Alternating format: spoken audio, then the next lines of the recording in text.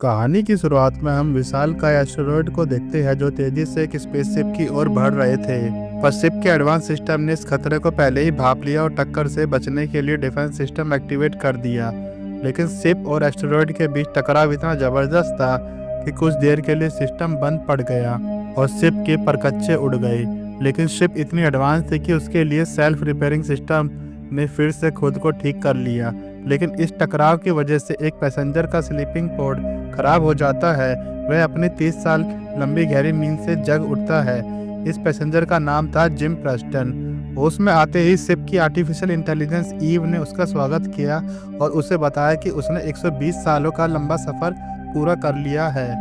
Ewe ने उसे यह भी बताया कि अब वह 2 महीनों में होमस्टेड प्लेनेट पर पहुंचने वाले हैं। सालों तक गहरी नींद में रहने की वजह से जिम के सर में तेज दर्द हो रहा था, उसे चक्कर आ रहे थे। ईव ने उसे एक लिक्विड दिया जिसे पीते ही उसका शरीर फिर से नॉर्मल होने लगा। इसके बाद वह हॉल में आया जहां मिशन पूरा होने के बाद सभी टीम मेंबर्स को मीटिंग के लिए इकट्ठा होना था। आर्टिफिशियल इंटेलिजेंस ऐसे बात करता है जैसे सभी लोग वहां मौजूद हो। जिम ने पूछा, मैं यहाँ अकेला क्यों हूँ, बाकी सब कहाँ है? पर उसे कोई जवाब नहीं मिला। जल्द ही उसे एहसास हुआ कि यहाँ तो कुछ गड़बड़ है। उसने चारों ओर आवाज लगाई पर उसे कोई इंसान नहीं दिखाई दिया। इसके बाद वह कंट्रोल रूम की ओर बढ़ा, लेकिन वहां भी कोई नहीं था। जिम ने सिस्टम से किसी जिंदा इंसान से बात करने की गुजारिश की, पर सिस्टम ने उसे मैनेजर के पास भेज दिया। लेकिन जब वह वहां पहुंचा तो वहां भी कोई नहीं था। पूरा एरिया खाली पड़ा था। उसने जब जहाज के सिस्टम से जानकारी निकालनी शुरू की तब उसे पता चला कि शिप अब तक 30 साल का सफर तय कर चुकी है और होमस्टेड तक जाने में अभी 90 साल और लगेंगे। इसका मतलब था कि जिम तय समय से पूरे 90 साल पहले ही जाग गया था, जबकि बाकी सभी लोग अभी भी गहरी नींद में थे। वह शिप में हुई इस खराबी के बारे में धरती के लोगों को बताना चाहता था, इसलिए जिम ने एक वीडियो रिकॉर्ड किया। लेकिन जब उसे पता चला कि उसके मैसेज का जवाब आने में 55 साल लग जाएंगे तो वह अंदर से टूट गया। इसका मतलब था कि अब इसे इस विशाल जहाज पर अगले 55 साल बिना किसी मदद के अकेले ही बिताने होंगे। हताश होकर जिम वहां से जाने ही वाला था, तभी उसे किसी की परछाई दिखाई दी। उसे लगा कि शायद कोई इंसान है। जिम जल्दी से उसके पास गया, लेकिन करीब आने पर उसे पता चला कि वह एक रोबोट है। उसका नाम आर्थर है। कुछ देर बाद जिम कैफेटेरिया में खाने पहुंचा, लेकिन उसे अपना पसंदीदा खाना नहीं मिला क्योंकि वह सिर्फ गोल्ड क्लास पैसेंजर के लिए था। वह शिप पर बूढ़ा होकर नहीं मरना चाहता था और अकेले तो बिल्कुल नहीं। उसने मैनुअल्स पढ़कर पोड को ठीक करना चाहा, पर पोड पूरी तरह खराब हो चुका था, जिसकी वजह से वह अंदर ही फंस गया। लेकिन जैसे जैसे करके वह बाहर आ गया। लेकिन तभी हम देखते हैं सिस्टम में नए फेलियर आने शुरू हो गए थे। जिम ने कंट्रोल रूम को एक्सेस करने की कोशिश की। उसने पहले दरवाजे को हथौड़े से तोड़ने की कोशिश करी, फिर गैस कटर से दीवार काटने लगा, लेकिन दीवार इतनी मजबूत और मोटी थी कि उन्हें काटना नामुमकिन था। आखिरकार उसने हार मान ली और बार में जाकर शराब पीने लगा। जिम बोला, मैं बुरी तरह फंस गया हूँ। अब मैं कभी उस जगह नहीं पहुँच पाऊंगा जहाँ पर मुझे होना चाहिए था। ऑर्थर ने कहा, यही तो इंसान की सबसे बड़ी समस्या है। हमें लगता है कि हम वहाँ नहीं है जहाँ हमें होना चाहिए। हमारा दिमाग इस बात में उलझा रहता है कि हम कहाँ फंस गए, बजाय इसकी कि जहाँ है वहाँ का आनंद कैसे ले। जिम ने फैसला किया कि जो कुछ उसके साथ हुआ उसे पीछे छोड़कर वह एक नई जिंदगी की शुरुआत करेगा। शिप के अंदर करने के लिए बहुत कुछ था, लेकिन उसने खुद को व्यस्त रखने के लिए खेल, डांस और तरह तरह की एक्टिविटीज शुरू कर दी। धीरे धीरे सब कुछ नॉर्मल होने लगा। जिम पहले से ज्यादा खुश रहने लगा। एक दिन वह स्पेसशिप के एयरलॉक एरिया में पहुंचा, जहां उसे एक स्पेस सूट मिला। उसने स्पेस सूट पहना और बाहर निकल गया। उसने जब अपने चारों ओर फैले विशाल अंतरिक्ष को देखा तो उसकी आंखों से आंसू निकल गए। वह अपनी दुनिया का पहला इंसान था जिसने इस अनंत, कभी न खत्म होने वाले ब्रह्मांड को इतने करीब से देखा था। धीरे धीरे 1 साल बीत गया, लेकिन अब जिम बुरी तरह बोर होने लगा था। उसके पास करने के लिए कुछ नहीं था, पर बात करने के लिए कोई इंसान नहीं था जो उसकी भावनाओं को समझ सके। अंदर का अकेलापन उसे धीरे धीरे खाए जा रहा था। परेशान होकर उसने आत्महत्या करने की सोची, लेकिन आखिरी पल में वह वहां से भाग गया। उसे पहली बार एहसास हुआ कि अकेलापन इंसान को किसी भी बंद कमरे से कहीं ज्यादा कैद कर सकता है। एक दिन जिम ने अरोरा नाम की एक खूबसूरत लड़की को देखा। और उसे देखते ही जिम को उससे प्यार हो गया। अरोरा के बारे में जानकारी जुटानी शुरू की और पता चला कि वह एक राइटर है जो नई दुनिया होमस्टेड पर जाकर अपनी कहानी लिखना चाहती थी। अब जिम का दिमाग बस उसी के इर्द गिर्द घूमने लगा। वह उठते बैठते खाते पीते हर वक्त अरोरा के बारे में ही सोचता रहता। यहाँ तक कि वह ऑर्थर से सिर्फ उसी की बात करने लगा। जितना वह खुद को उसके बारे में सोचने से रोकने की कोशिश करता, उतना ही वह उसके और करीब आ जाता। एक शाम जब जिम स्क्रीन पर अरोरा का इंटरव्यू देख रहा था, तभी उसकी नज़र पास रखे मैनुअल पर पड़ी। उसके दिमाग में खतरनाक विचार आया। जिम ऑर्थर के पास गया और बोला, अगर तुम्हारे पास एक ऐसा तरीका हो जिससे तुम अपनी ज़िंदगी लाखों गुना बेहतर बना सको, लेकिन वो तरीका गलत हो, तो तुम क्या करोगे? ऑर्थर समझ गया कि जिम क्या करना चाहता है। उसने जवाब दिया, यह इंसानी जज्बातों से जुड़े सवाल है। अगर तुम अरोरा को जगा दोगे तो तुम्हारा अकेलापन मिट जाएगा और तुम्हारे लिए अच्छी बात होगी, लेकिन उसके लिए यह जिंदगी और मौत के बीच का फैसला होगा। जिम जानता था कि ऐसा करना गलत होगा, पर सिर्फ एक अरोरा ही थी जो उसके अकेलेपन को दूर कर सकती थी। अगले दिन जिम ने जल्दी से सेव किया, साफ सुथरे कपड़े पहने और अरोरा के पास आ गया। मैनुअल की मदद से उसने चिपसेट को बाहर निकाला और उसमें शॉर्ट सर्किट करके पोर्ट को खराब कर दिया। इससे पहले कि अरोरा उसे देख ले, जिम ने फटाफट सामान इकट्ठा किया और उसे एक कमरे में छिपा दिया। अरोरा जब ग्रैंड हॉल में आई तो उसने देखा कि वहाँ कोई नहीं था। अब इधर उधर देखने लगी और तभी उसकी नज़र पड़ी जिम पर। उसने पूछा, क्रू को तो हमारे जागने से 1 महीने पहले उठ जाना चाहिए था, लेकिन मुझे तो यहाँ कोई दिखाई ही नहीं दे रहा। वो अरोरा को हॉल में ले गया, जहाँ उसे पता चला कि प्लैनेट अभी उनसे 90 साल की दूरी पर है। सब लोग अपने स्लीपिंग चैम्बर्स में सो रहे हैं, सिर्फ हम दोनों ही जगह है। अरोरा ने यह कहा कि हमें मदद की ज़रूरत है। जिम ने जवाब दिया, हमारी मदद कोई नहीं कर सकता। मुझे जगे हुए अभी 1 साल से ज़्यादा हो गया है। मैंने कंट्रोल रूम को एक्सेस करने की कोशिश की, पर इसे खोल पाना नामुमकिन है।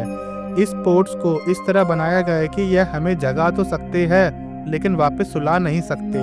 अरोरा काफ़ी थक चुकी थी, इसलिए वह सोने के लिए अपने कमरे में चली गई। इसके बाद जिम ऑर्थर के पास गया, लेकिन उसके चेहरे पर खुशी नहीं थी। उसने कहा, अरोरा जाग गई है। मैं चाहता हूँ कि तुम यह सीक्रेट रखो कि मैंने उसे जगाया है। ऑर्थर रोबोट होने के साथ साथ एक जेंटलमैन भी था। उसने भरोसा दिलाया कि वह अरोरा को इस बारे में कभी पता नहीं चलने देगा। अगले दिन अरोरा ने सिस्टम को अपने पोर्ट के खराब होने की शिकायत की और उसे ठीक करने में मदद मांगी, लेकिन तभी जिम वहाँ आ गया और उसने अरोरा को अपने साथ लंच पर चलने के लिए कहा। इसी बीच शिप में फिर से सिस्टम फेलियर्स आने लगे। कहीं लाइटें झपक रही थी तो कई ऑटोमेटिक दरवाजे खुद से खुल रहे थे, लेकिन किसी ने इस पर ध्यान नहीं दिया। अरोरा ने देखा कि जिम ब्रेकफास्ट में बिल्कुल बेसिक चीजें खा रहा है। जब उसे पता चला कि जिम गोल्ड क्लास पैसेंजर नहीं है, तो वह पिछले 1 साल से यही खाना खा रहा है, तो उसे जिम के लिए थोड़ा बुरा लगा। इसके बाद अरोरा ने उसे गोल्ड क्लास का एक ब्रेकफास्ट लॉकर दिया। अरोरा को लगा कि शायद डिस्पेंसरी में उसे कुछ ऐसा मिल जाए जो उन्हें गहरी नींद सुला सके, लेकिन जिम ने बताया कि वहाँ कुछ ऐसा नहीं है। जिम के गोडाउन में खेती और मशीन के कुछ स्पेयर पार्ट है और कंट्रोल रूम को बिना क्रू मेंबर के आईडी के खोला नहीं जा सकता। मैंने जो तोड़ कोशिश की है, सब कुछ आजमाया, पर कोई फायदा नहीं हुआ। हम यहाँ फंस चुके हैं। अरोरा को उम्मीद थी कि वह फिर से सब ठीक कर सकती है। वह डिस्पेंसरी में गई, वहाँ कुछ भी ऐसा नहीं मिला जो उसे फिर से सुला सके। हताश होकर वह कंट्रोल रूम वापस पहुंची और हथौड़ा उठाकर दरवाजा तोड़ने की कोशिश करने लगी, लेकिन दरवाजे पर एक खरोच तक नहीं आई। अब अरोरा भी हार मान चुकी थी। उसे लगने लगा था कि वह उस जगह कभी नहीं पहुंच पाएगी जहां उसने नई जिंदगी के सपने देखे थे। अपने अकेलेपन को दूर करने के लिए अरोरा ने डायरी लिखना शुरू कर दिया। उस डायरी में वह अपने स्लीपिंग पोर्ट के खराब होने से लेकर जिम से मुलाकात और एक लंबे सफर के दौरान होने वाली हर छोटी बड़ी घटना का जिक्र करती। एक दिन वह जिम का इंटरव्यू लेती है और पूछती है कि तुम यहाँ क्यों आए। जिम ने कहा, धरती पर जब कोई चीज टूट जाती है तो लोग उसे फेंक देते हैं, लेकिन यहाँ ऐसा नहीं है। मैं एक इंजीनियर हूँ और यह दुनिया अभी बन रही है। यहाँ मैं जैसे चाहूँ वैसा अपना घर बना सकता हूँ, बिना किसी नियम, बिना किसी रोक टोक के। अरोरा ने बताया कि उसने रिटर्न टिकट लिया था। 1 साल होमस्टेड ग्रह पर बिताने के बाद मुझे धरती पर वापस लौटना था। मैं वहाँ जाकर एक किताब लिखती ऐसी किताब जिसे हर कोई पढ़ता। लेकिन अब मुझे नहीं लगता कि मैं वह किताब कभी लिख पाऊंगी। मुझे कोई और रास्ता नहीं सूझ रहा जिससे मैं हमें बचा सकूं, और हम इस बारे में सोचना भी नहीं चाहते। वह सब कुछ भूलकर फिर से एक नई शुरुआत करना चाहती थी। उसे इस तरह उदास देख जिम उसे क्लब ले गया, जहाँ उन्होंने खूब डांस किया। उसने अरोरा को आर्थर से मिलाया ताकि उसे अकेलापन महसूस ना हो। अब वह दोनों साथ में फुटबॉल खेलते, फिल्में देखते, हर शाम डांस करते। कुछ ही दिनों में सब कुछ नॉर्मल हो गया। अरोरा पहले से कहीं ज्यादा खुश रहने लगी। अब उसे जिम पसंद आने लगा था। जिम भी उसे अपने दिल की बात बताना चाहता था, लेकिन यह डर उसे रोक लेता था कि कहीं गलत ना हो जाए। एक दिन उसने जहाज के टूटे फूटे कबाड़ से एक सुंदर टावर बनाया और अरोरा को गिफ्ट किया। उसे देखकर अरोरा बहुत खुश हुई। उस दिन जिम ने उसे अपने साथ डेट पर चलने के लिए पूछा और अरोरा ने मुस्कुराते हुए हाँ कह दिया। डिनर के बाद वह दोनों आर्थर के पास गए, जहाँ उन्होंने थोड़ी वाइन पी। इसके बाद जिम अरोरा को स्पेस में ले गया। अपने चारों ओर फैले अंतरिक्ष को देखकर अरोरा इमोशनल हो गई। उसके लिए सब किसी सपने के सच होने से भी बढ़कर था। कुछ समय तक स्पेस में रहने के बाद वो दोनों वापस शिप पर लौट आए, जिसके बाद उन्होंने वह रात एक साथ गुजारी। जिम अरोरा का साथ पाकर काफी खुश था और अरोरा भी मानो सब कुछ भूल सी गई थी। एक शाम जब वो दोनों हॉल में बैठे थे तो स्पेसशिप एक विशाल लाल तारे के बेहद करीब से गुजरा। उस नज़ारे को देखकर दोनों के चेहरे से चमक उठे। उनके लिए यह किसी सपने से कम नहीं था। अनंत ब्रह्मांड की इस खूबसूरती को इतने करीब से देखने वाले अब वह पहले इंसान बन चुके थे। अरोरा ने इससे पहले सफर में इतना कुछ देख लिया था कि अगर वह सब कुछ बताने बैठे तो पूरी जिंदगी भी कम पड़ जाए। जिम अब अरोरा से शादी करना चाहता था, इसलिए उसने उसे प्रपोज करने का फैसला किया। अरोरा से बात करते वक्त आर्थर ने उसे बताया कि जिम आपको देखने के लिए बहुत बेताब थे। वे महीनों तक सोचते रहे कि आपको जगाए या नहीं। यह उनकी जिंदगी का सबसे मुश्किल फैसला था, लेकिन अब सब कुछ ठीक लग रहा है। जब जिम वापस लौटा तो अरोरा के चेहरे के भाव देखकर वह समझ गया कि उसे सब कुछ पता चल चुका है। उसने अरोरा से बात करने की कोशिश की, लेकिन अरोरा ने उसे खुद से दूर रहने को कहा। यह सच्चाई अरोरा के लिए किसी सदमे से कम नहीं थी। उसने कमरे में रखा गमला खिड़की पर दे मारा और फूट फूट कर रोने लगी। इस एक सच्चाई ने रातों रात जिम की पूरी दुनिया बदल दी। अरोरा के साथ जिस जिंदगी के सपने उसने देखे थे वह अब चकनाचूर हो चुके थे। उस दिन के बाद से दोनों एक दूसरे से दूर रहने लगे। जिम ने कई बार अरोरा से बात करने की कोशिश की, लेकिन वह इतने गुस्से में थी कि हर बार उसे छोड़कर चली जाती। एक रात जब जिम अपने कमरे में सो रहा था तभी अचानक अरोरा उसके कमरे में घुसी और उस पर हमला कर दिया। उसने जिम को बुरी तरह पीटा और गुस्से में एक लोहे की रॉड उठाकर उसकी जान लेने की कोशिश की, लेकिन जैसे ही उसकी नज़र जिम के चेहरे पर पड़ी उसके हाथ कांपने लगे। अगले ही पल उसने रॉड नीचे फेंक दी। जिम को अपने फैसले पर बहुत पछतावा था। उसने अरोरा से माफ़ी मांगी, लेकिन अरोरा का दिल अब टूट चुका था। एक तरफ जिम उसे खोना नहीं चाहता था और दूसरी तरफ अरोरा उससे इस कदर नाराज थी कि वह उसकी शक्ल तक देखना नहीं चाहती थी। अब जहाज पर ऐसा कोई नहीं बचा था जिससे वे दोनों बात कर सके, सिवाय आर्थर के। इसलिए उन्होंने अपने अपने दिन तय कर लिए कौन कब आर्थर से मिलेगा, ताकि उन्हें एक दूसरे की शक्ल ना देखनी पड़े। एक शाम जब जिम पोड को ठीक करने के लिए सोच रहा था तभी अचानक उसके कमरे की लाइट चली गई और स्क्रीन पर ग्लिचेस आने लगे। शिप का डायग्नोस्टिक सिस्टम फेल हो चुका था, जिसकी वजह से शिप में आने वाले फेलियर बढ़ते जा रहे थे।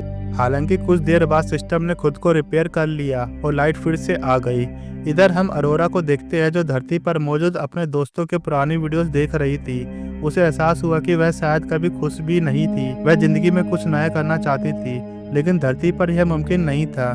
जिम ने भले ही उसे जगाकर गलत किया था, लेकिन वह एक इंसान था जिसके साथ वह इतनी खुश रही। उसने अपनी जिंदगी खुलकर जी, वह सब किया जो वह शायद अकेले कभी नहीं कर पाती। अब उसके पास सुनाने के लिए बहुत कुछ था, हालांकि अब वह जिम से नाराज थी। अगली सुबह जब उसकी आँख खुली तो उसने ग्रैंड हॉल में एक पेड़ उगा हुआ देखा जिसकी पत्तियां बिल्कुल असली थी। जब वह नाश्ते के लिए कैफेटेरिया पहुंची तो अचानक सिस्टम फेल हो गया और सारा खाना बाहर गिर पड़ा। जिम भी लिफ्ट में फंस चुका था, पर जैसे तैसे करके वो बाहर आ गया। अब जब ग्रैंड हॉल पहुंचे तो उनकी नज़र शिप के टेक चीफ मैथ्यू पर पड़ी, जो पोर्ट में आई तकनीकी खराबी के चलते 30 साल की गहरी नींद से जाग गए थे। जब उन्हें पता चला कि प्लेनेट उनसे अभी 88 साल और सिर्फ वही तीनों जगह है, तो वह समझ गए कि कुछ तो गड़बड़ है। यह स्लीपिंग पोड कभी खराब नहीं हो सकते। इसका मतलब था कि शिप में ही कोई गड़बड़ है जो एक एक करके इन पोर्ट्स को एक्टिवेट कर रही है। जब वे गड़बड़ी का पता लगाने के लिए कंट्रोल रूम पहुंचे थे, उन्होंने देखा कि शिप का डायग्नोस्टिक सिस्टम पूरी तरह से फेल हो चुका था। यानी अब उन्हें खुद से ही गड़बड़ी का पता लगाना होगा। मैथ्यू ने उन्हें 2 स्लेट्स दी और उन्हें अलग अलग स्टेशनों पर इंस्टॉल करने के लिए कहा ताकि डाटा को सिंक करके गड़बड़ी का पता लगाया जा सके। स्लिपिंग पोर्ट्स की जांच करने पर मैथ्यू को पता चला कि जिम के पेड़ में लगी घड़ी की चिप जल गई थी, लेकिन अरोरा के पोर्ट के साथ ऐसा नहीं था। उसके पोर्ट को जानबूझकर खराब किया गया था। जब उसे पता चला कि जिम पिछले 1 साल से शिप पर अकेला था, तो वह समझ गया कि सब जिम का ही किया हुआ है। डाटा सिंक करने पर उन्हें पता चला कि सिस्टम में हर जगह खराबी है, लेकिन कोई भी सिस्टम पूरी तरह बंद नहीं हुआ है। मैथ्यू की तबीयत ठीक नहीं थी, इसलिए उसने रिपेयरिंग का काम अगले दिन करने का फैसला किया। इसके बाद तीनों अपने अपने कमरों में आराम करने चले गए। उस रात अरोरा ठीक से सो भी नहीं पाई। जब वह तैरने के लिए पुल के पास पहुंची तो अचानक सिस्टम फेल हो गया और पूरी शिप बंद पड़ गई। कुछ ही पलों में शिप का एंटी ग्रेविटी सिस्टम एक्टिवेट हो गया। पूल का पानी धीरे धीरे उठकर एक विशाल पानी के बुलबुले में बदल गया और अरोरा उसके अंदर फंस गई।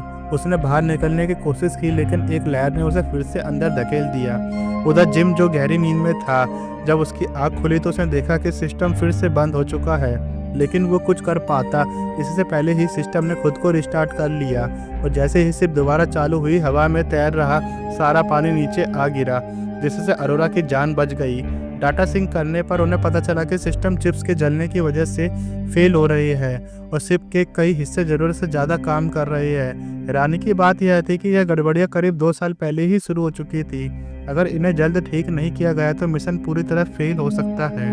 वे हमेशा के लिए अंतरिक्ष में फंस सकते हैं। मैथ्यू ने कहा कि डायग्नोस्टिक सिस्टम फेल हो चुके हैं, इसलिए अब उन्हें खुद ही असली समस्या का पता लगाना होगा। लेकिन इतना कहने के तुरंत बाद ही वह बेहोश होकर जमीन पर गिर पड़ा। जांच करने पर पता चला कि उसे 1-2 नहीं बल्कि 1000 से भी ज़्यादा बीमारियां हो चुकी है। उसके शरीर की कोशिकाएं तेजी से नष्ट हो रही थी, जिसका मतलब था कि वह समय से ज़्यादा जिंदा नहीं रह पाएगा। और यह सब उसके लिए स्लीपिंग पोड में हुई गड़बड़ी के कारण हुआ था। सिस्टम ने उसे कुछ मेडिसिन दी जो उसे कुछ दिनों तक जिंदा रख सकती थी, लेकिन मैथ्यू ने उन्हें लेने से मना कर दिया। समय बहुत कम था। मैथ्यू ने जिम को अपना आईडी दिया और कहा गड़बड़ी ढूंढकर उसे ठीक करना अब उसकी जिम्मेदारी है। यह कहने के कुछ देर बाद ही उसकी मौत हो गई। जिम और अरोरा ने पूरा सम्मान देते हुए उनकी बॉडी को स्पेस में डिस्पोज कर दिया। कुछ वक्त बीता ही था कि तभी शिप का सिस्टम फिर से बिगड़ने लगा और शिप पूरी तरह बंद पड़ गई। ऑर्थर तो जैसे पागल सा हो गया। वह अपना चेहरा टेबल पर रगड़ने लगा और बार में रखे गिलास एक एक करके तोड़ने लगा, लेकिन ठीक समय पर जिम ने उसकी चिप निकाल दी और ऑर्थर तुरंत बंद हो गया। डाटा सिंक करने पर उन्हें पता चला कि असली समस्या पावर प्लांट में है। जैसे ही दरवाजा खुला, शिप में बने बड़े छेदों से ऑक्सीजन तेजी से बाहर निकलने लगी। दबाव इतना ज्यादा था कि जिम और अरोरा भी उन छेदों की तरफ खींचने लगे, लेकिन समय रहते जिम ने छेद बंद कर दिया, जिससे दोनों की जान बच गई। उन्होंने देखा कि एस्टेरॉइड के टकराने से शिप बुरी तरह डैमेज हो गई थी और शिप के न्यूक्लियर रिएक्टर को कंट्रोल करने वाला सिस्टम भी पूरी तरह खराब हो गया था। लेकिन अच्छी बात यह थी कि शिप के खराब हिस्सों को बदला जा सकता था। जिम ने तुरंत जली हुई चिप्स बदल दी और कुछ ही देर में शिप फिर से चालू हो गई, लेकिन उनकी मुश्किलें अभी खत्म नहीं हुई थी। उन्होंने देखा कि रिएक्टर की वजह से शिप का तापमान लगातार बढ़ता जा रहा है। अगर जल्द ही हीट को बाहर नहीं निकाला गया तो शिप ब्लास्ट हो जाएगा और सब मारे जाएंगे। सिस्टम पूरी तरह से फेल हो चुके थे, जिसका मतलब था कि किसी एक को बाहर जाकर मैन्युअली उस दरवाजे को खोलना होगा ताकि हीट बाहर निकल सके। जिम जानता था कि यह काम बेहद खतरनाक है और इसमें उसकी जान भी जा सकती है, इसलिए उसने अपना बैंड अरोरा को दे दिया ताकि अगर वह वापस ना लौटे तो कम से कम अरोरा शिप को एक्सेस कर सके। यह देखकर अरोरा की आंखों में आंसू आ गए। उसने जिम से कहा, तुम्हें वापस आना ही होगा, मैं तुम्हारे बिना इस शिप पर नहीं रह सकती। जब अरोरा वापस अंदर आई तब तक तापमान इतना बढ़ चुका था कि लीवर छूते ही उसके हाथ जल गए। उसने जल्दी से अपनी शर्ट उतारी और उसे लीवर पर लपेट दिया ताकि वह उसे पकड़ सके, लेकिन तभी एक गर्म धातु का टुकड़ा उछलकर सीधा उसके हाथ में घुस गया। इसी बीच जब जिम ने रिएक्टर रूम का दरवाजा खोला की कोशिश की, तब उसने देखा कि मैनुअली ऑपरेट करने के बाद भी सिस्टम उसे खुला नहीं रख पा रहा था। इसका मतलब था कि जब सारी हीट बाहर नहीं निकल जाती, उसे वहीं रुककर अपने हाथों से दरवाज़ा पकड़े रहना होगा। रिएक्टर का तापमान लगातार बढ़ता जा रहा था और शिप कभी भी ब्लास्ट हो सकती थी। अरोरा जानती की थी कि रिएक्टर को ऑन करना बेहद जोखिम भरा है। अगर उसने ऐसा किया तो शायद वह जिम को कभी भी नहीं देख पाए, लेकिन अब वक्त बहुत कम था। जैसे ही जिम ने इशारा किया, अरोरा ने तुरंत रिएक्टर चालू कर दिया। जिम ने खुद को शील्ड से ढक लिया और कुछ ही मिनट में हीट वेव के रास्ते बाहर निकल गई और रिएक्टर ठंडा हो गया। इसके बाद शिप ने ऑटो रिपेयर मोड में जाकर खुद को ठीक करना शुरू कर दिया और कुछ ही देर में सब कुछ नॉर्मल हो गया। जिम की जान तो बच गई थी, लेकिन उसके सूट में छेद हो चुका था और उसकी सेफ्टी केबल भी टूट गई थी, जिससे वह धीरे धीरे शिप से दूर जाने लगा। जिम ने अरोरा से कहा, हम 90 साल बाद मिले होते, मैं तुम्हारे लिए घर बनाता, तुम्हारी किताब भी पढ़ता। अरोरा यह सुनते ही घबरा गई। उसने तुरंत अपना स्पेस सूट पहना और स्पेस में आ गई। उसने जिम तक पहुंचने की कोशिश की, लेकिन उसकी केबल छोटी पड़ गई। वह रोने लगी। उसे लगा कि जिम अब जा चुका है, लेकिन तभी उसकी नज़र उस पतली केबल पर गई जो अभी भी जिम के सूट से जुड़ी हुई थी। अरोरा ने वह केबल पकड़ी और जिम को वापस शिप में ले आई, लेकिन इतनी देर तक स्पेस में रहने के कारण जिम का शरीर पूरी तरह से जम चुका था। उसे मशीन पर लिटाते ही मशीन ने उसे स्कैन करना शुरू कर दिया और बताया कि उसकी मौत हो चुकी है। उसने मैथ्यू की आईडी से सिस्टम को एक्सेस किया और जिम को जिंदा करने के लिए कहा, जिसके बाद मशीन ने कई सारे प्रोसीजर उस पर एक साथ ही कर डाले, लेकिन कोई रिजल्ट नहीं आ रहा था। अरोरा पूरी तरह टूट गई और फूट फूट कर रोने लगी, लेकिन तभी जिम ने अपनी आंखें खोली और देखा कि अरोरा उसके पास खड़ी थी। जिम के होश में आते ही अरोरा की खुशी का ठिकाना नहीं रहा। उसने तुरंत जिम को गले लगा लिया। आखिरकार सब कुछ फिर से नॉर्मल हो चुका था। उन्होंने सिस्टम में मौजूद छोटी मोटी खामियों को ठीक कर दिया और शिप एक बार फिर से अपनी मंजिल की ओर बढ़ने लगी। जिम ने बताया कि ऑटोडॉग को मॉडिफाई करके एक और स्लीपिंग चेम्बर बनाया जा सकता है। उसने अरोरा से कहा कि वह दोबारा गहरी नींद में जा सकती है। जब उसकी आंखें खुलेगी तो वह एक नए ग्रह पर होगी। अगर वह चली जाती तो जिम एक बार फिर से अकेला पड़ जाता, इसलिए उसने जिम के साथ ही रहने का फैसला किया। आखिरकार जिम ने उसे वह रिंग दे ही दी जो वह उसे कई सालों से देना चाहता था। अब हम एवलोन शिप को देखते हैं। 88 साल बाद आखिरकार होमस्टेड प्लेनेट पर पहुंच जाती है। जब क्रू मेंबर्स की आंखें खुलती है तो उन्होंने ढेर सारे पेड़ पौधे देखे जिसे जिम और अरोरा ने मिलकर लगाया था, और उसी के साथ यह मूवी यहीं पर ख़त्म होती है।